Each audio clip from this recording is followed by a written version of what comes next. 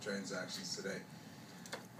First one was this morning we acquired Rob Flick from Chicago, who had been playing in Rockford for Max Sauvé. Max Sauvé was on the end of his entry-level deal and had a good year, and then he's been injured quite a bit. But he's a good kid and probably deserve an opportunity in another organization.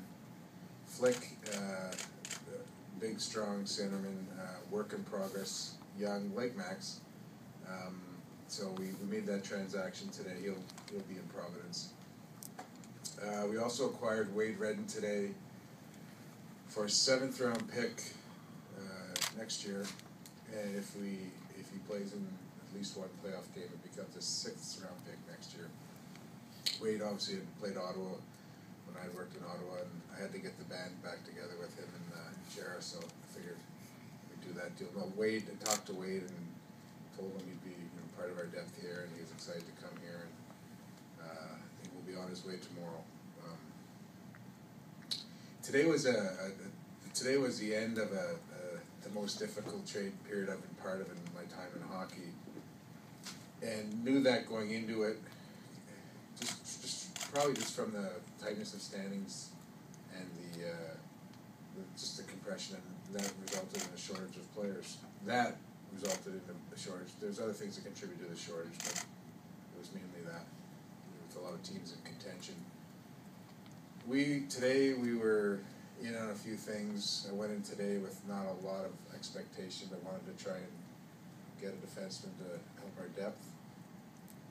And the trade this morning was just the result of discussions over probably a couple of years. We liked the Flick kid as a player.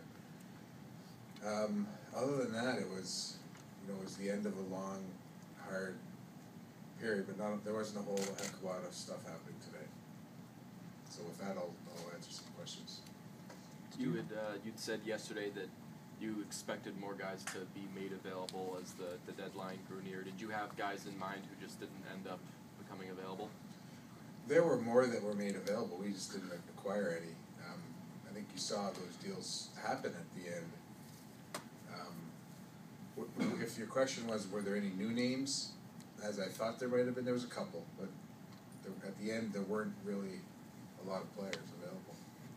Now there were players available with multiple years on their contracts, and we considered a couple, but it was more about leaving us the flexibility we've got some guys we have to re-sign, and we wanted to, I'd like to try and sign those guys, so I'd like to have some flexibility in the summer. Peter,